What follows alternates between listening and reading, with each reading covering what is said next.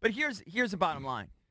I know there is sentiment from fans out there, specifically Redskins fans, who think that the season's already lost and they should just lose as many games as possible for draft pick position. And I just think that's loser talk. And they may be right. Look, we're on the outside looking at getting to the playoffs. If I had to bet money, I would bet my money that we miss the playoffs. But you can't start playing for next year when you haven't even hit the halfway point yet. You had just a bipolar moment yesterday, though. I guess Drab pointed out within hours, EB tweeted, "The playoffs are done," and then the Redskins make you do crazy things, JP. Yeah, there's some context that's missing from that. From hour to hour, he feels different. I can give you the full context. He said the playoffs are done. ... They have a chance to salvage some dignity down the stretch with Giants 2 times, Chargers, Cards, and Broncos. Right. Later on, he says Shanny quit on the team in 12. Then they won 7 straight. In 15, they were 4-6 and won 5 of the last 6 and won the division. Ain't over yet. Here's the context to it. I'm giving you the context. No, that's right. What you read is correct. I'm giving you the context, though. The context is, as I just said, they're probably not going to get to the playoffs. I would bet heavily on them missing. But by the same token, so are they done or they're not? What you're saying in the second tweet is they're not done. Well, I'm giving you reasons why you can't quit and start tanking. And that's because you have to hold out for the possibility of a 2012 where they were 3-6 and Shanny quit on the team and they turned it around and won 7 straight. Or like 2015 when they won 5 of 6. Is it likely? No. So, I mean, if you had to bet, you'd say they're going to miss the playoffs. But you can't start tanking for next year. You have to let it play out. And we in D.C., and I'm guilty of it, but we're radio hosts. This is kind of what we do.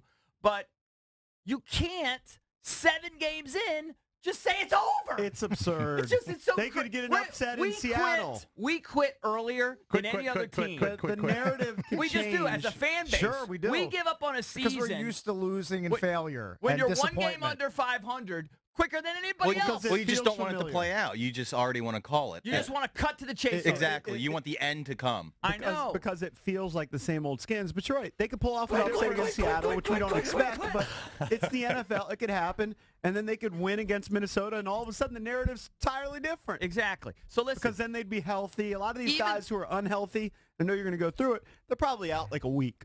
Even though I think they will miss the playoffs, there's no guarantee. They could shock us. And by the way, it would be a shocker of the magnitude of Colt McCoy, I think, beating the Cowboys on Monday night. It would be a stunner. It would be a stunner. It would be like when RG3 went into New Orleans at his first start and won in 2012. So you think they're going to go 6-3 now? You think there's a possibility to go 6-3 down the stretch? I think they're missing the playoffs. You're not hearing me? They're going to miss the playoffs. I'm confused. I'm just confused. But I'm open to the possibility that they could pull off a run that you never thought was possible in 2012 and you never thought was possible in 2015. So that's what I'm saying to you. So it's unlikely.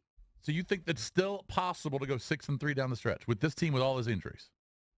It's unlikely, but of course it's possible. All right. It's unlikely. It's 90% not to happen. By the way, you guys are sleeping on how good Minnesota's defense is. I know they're good. I'm not sleeping on them. Do you understand that they don't give up points?